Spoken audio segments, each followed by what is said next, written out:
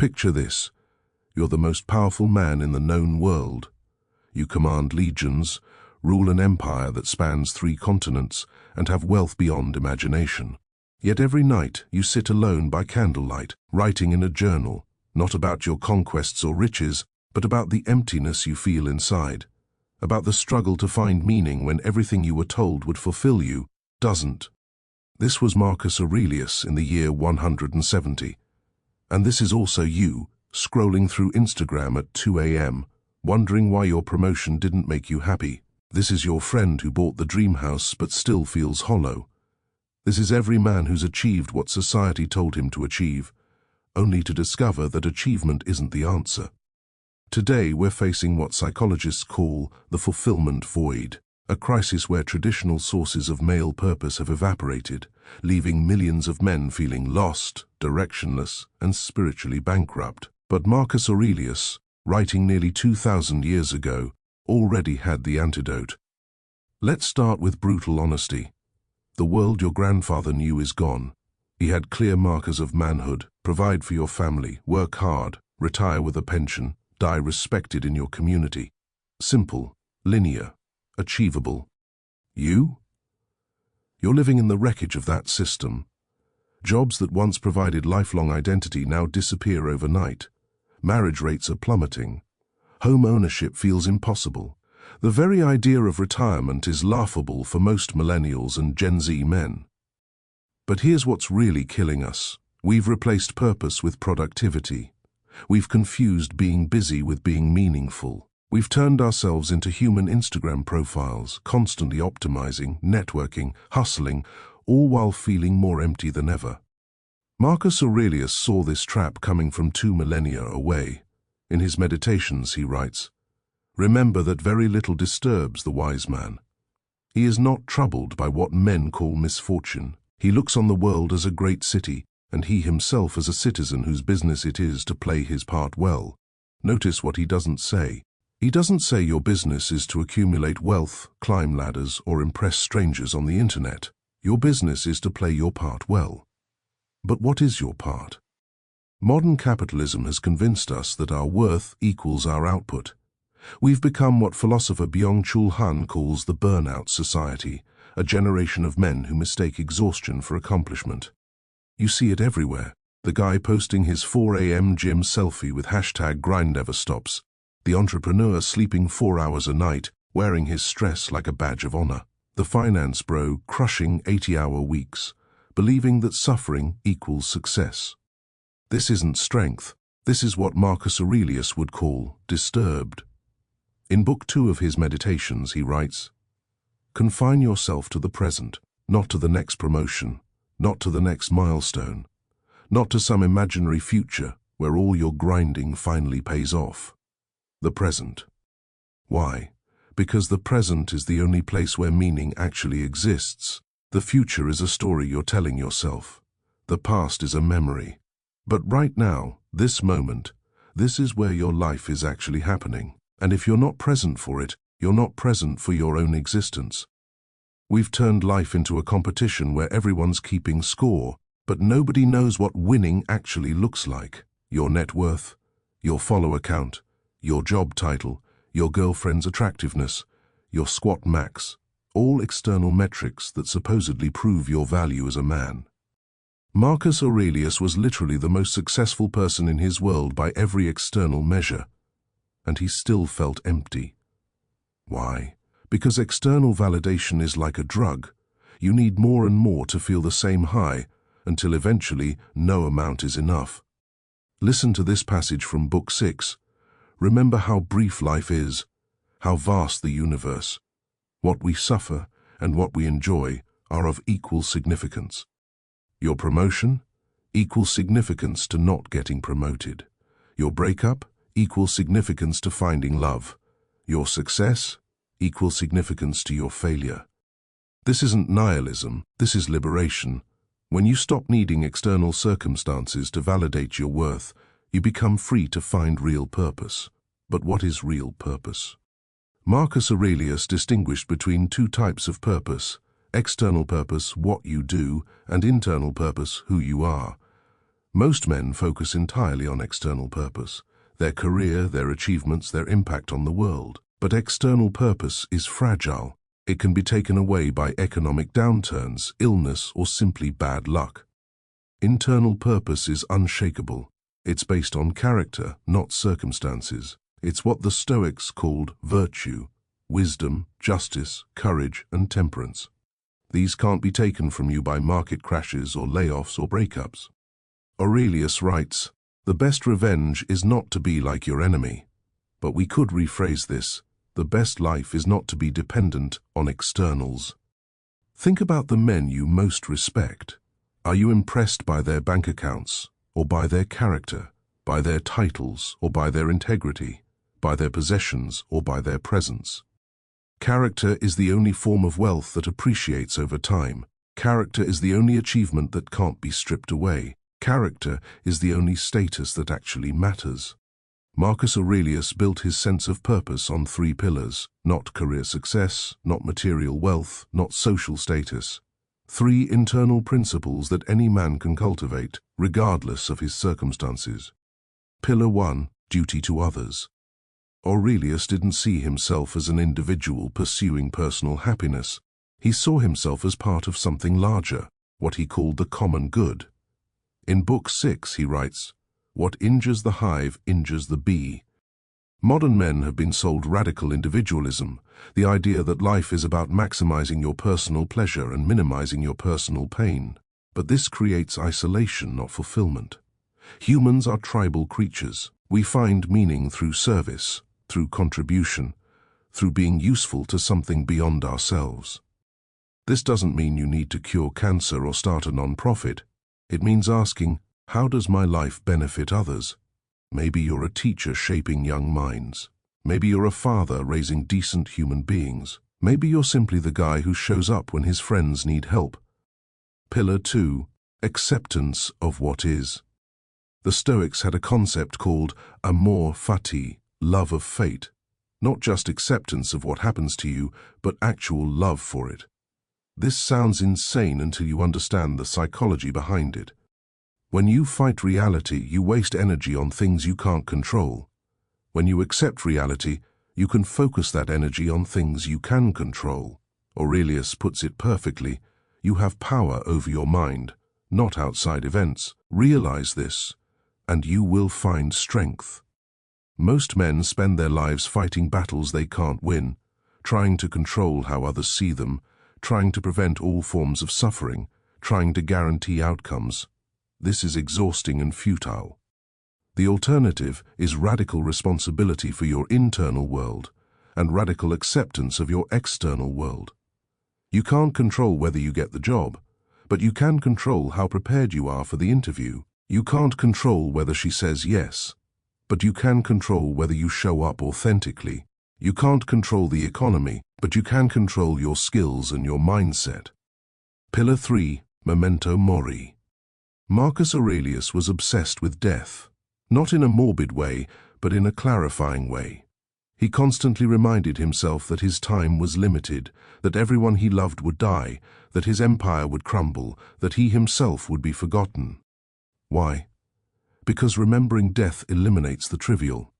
When you truly understand that your time is finite, you stop wasting it on meaningless activities. You stop seeking approval from people whose opinions don't matter. You stop postponing the life you actually want to live. In Book 2, he writes, "It never ceases to amaze me. We all love ourselves more than other people, but care more about their opinion than our own. Death is your advisor. It whispers, this moment matters because there won't be infinite moments. This choice matters because you don't get unlimited choices. This person matters because relationships are temporary." These aren't just abstract concepts, they're tools. Here's how to use them. Morning reflection. Start each day by asking, how can I serve others today? What can I control today? How will remembering death change my priorities today? Evening review. End each day by asking, did I act with virtue today? What did I learn about myself? What am I grateful for? Present moment awareness. When you catch your mind spinning stories about the future or past, Return to these questions. What is happening right now? What can I control right now? How can I respond with virtue right now? Reframe obstacles. When something goes wrong, ask, how is this serving my character development? What is this teaching me? How can I use this for good? This isn't positive thinking. This is practical philosophy. It's training your mind to find meaning in circumstances rather than waiting for circumstances to provide meaning. Marcus Aurelius often compared life to a play. You're an actor who's been assigned a role, but you don't get to choose the role. You only get to choose how well you play it. Maybe your role is struggling entrepreneur. Maybe it's divorced father. Maybe it's guy who works at Target while figuring things out. The role itself doesn't determine your worth, your performance does. This is liberating because it removes the pressure to have the perfect life. There's no hierarchy of roles. The man playing successful CEO isn't inherently more valuable than the man playing elementary school janitor. They're just different parts in the same play. Your job isn't to change your role. Your job is to excel in whatever role you've been given, to bring integrity, compassion, and excellence to your specific circumstances. So, what does excellent performance look like? The Stoics identified 4 cardinal virtues, and every man can practice these regardless of his situation. Wisdom, not intelligence, but understanding. Understanding yourself, understanding others, understanding what matters and what doesn't.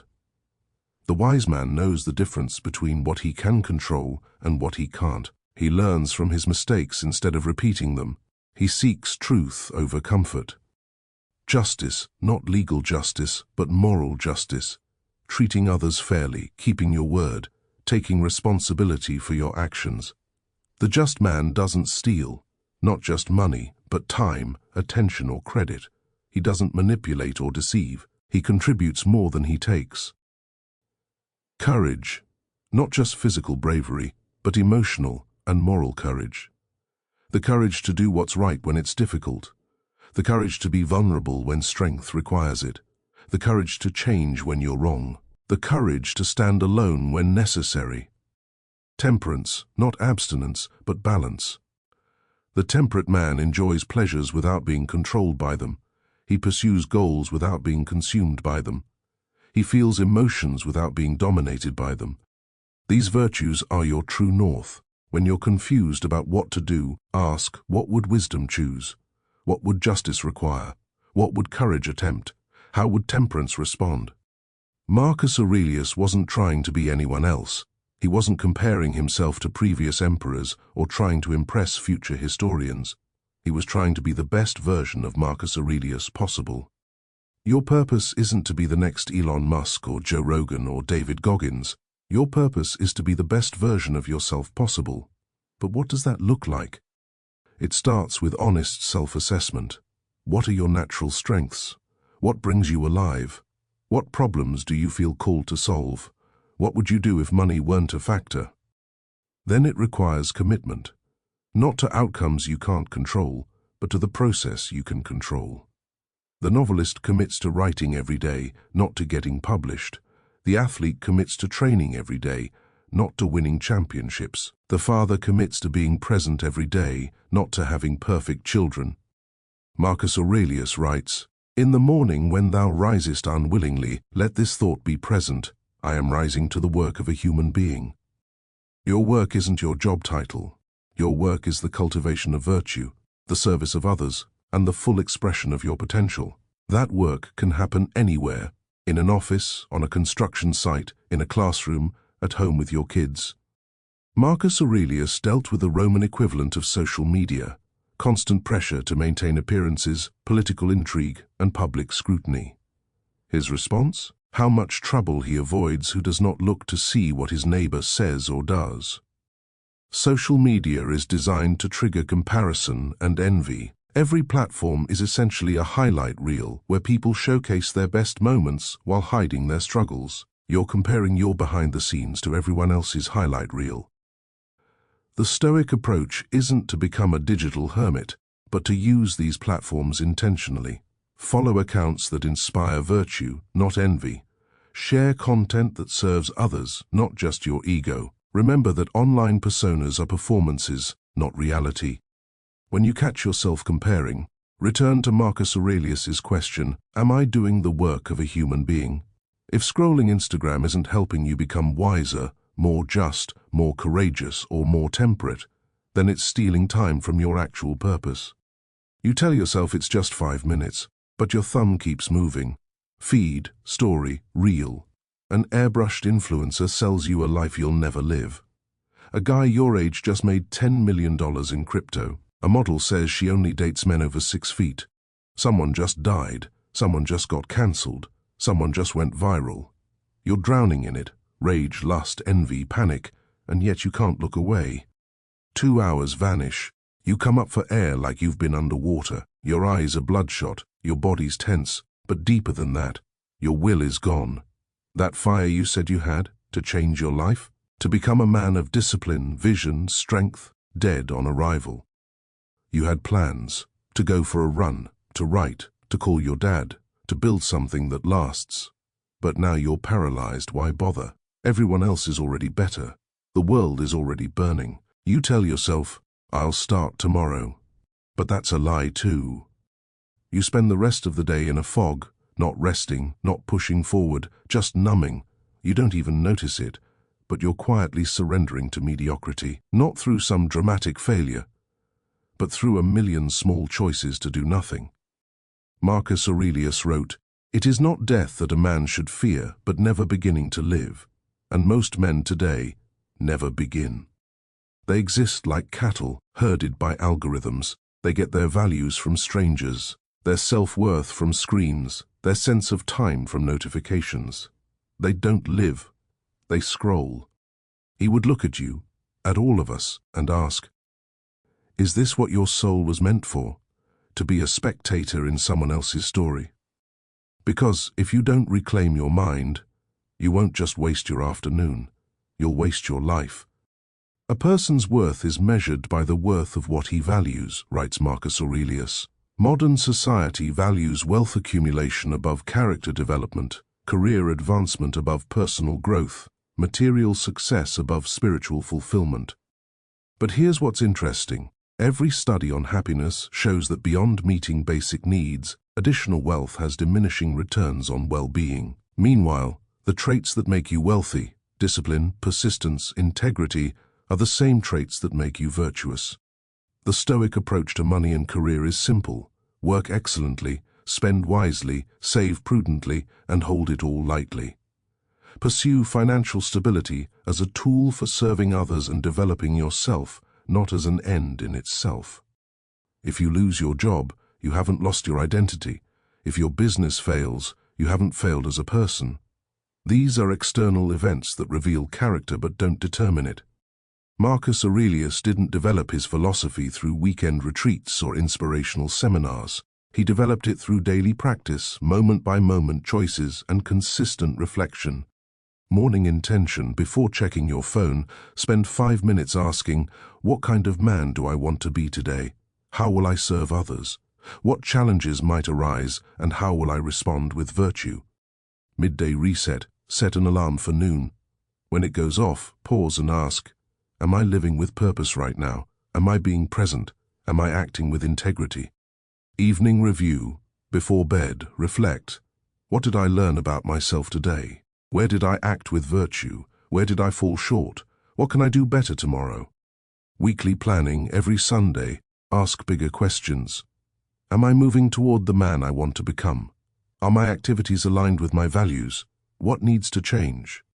The gym builds physical strength through progressive resistance. Life builds character strength the same way, through challenges that gradually increase your capacity for virtue. Every frustration is a chance to practice patience. Every criticism is a chance to practice humility.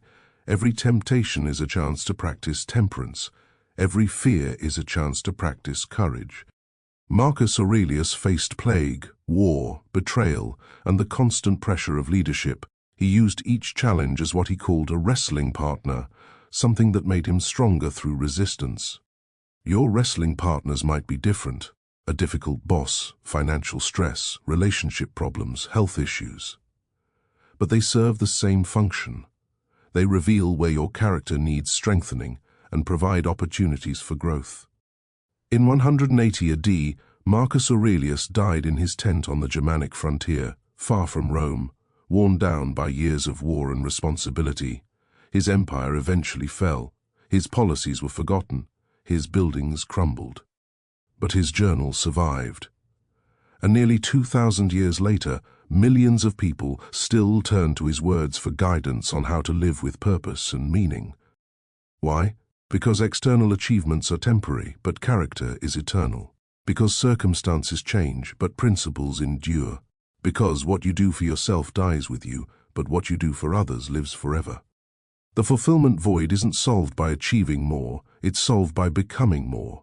Not more successful, but more virtuous. Not more impressive, but more integral. Not more perfect, but more human. Your life has meaning not because of what you accomplish, but because of who you become in the process of living it. Every choice is a chance to practice virtue. Every day is a chance to serve others. Every moment is a chance to be present. The emperor's secret wasn't his crown, it was his character. And character is available to every man, regardless of his circumstances. The question isn't whether your life has purpose. The question is whether you'll live it. Remember, you have power over your mind, not outside events. Realize this, and you will find strength.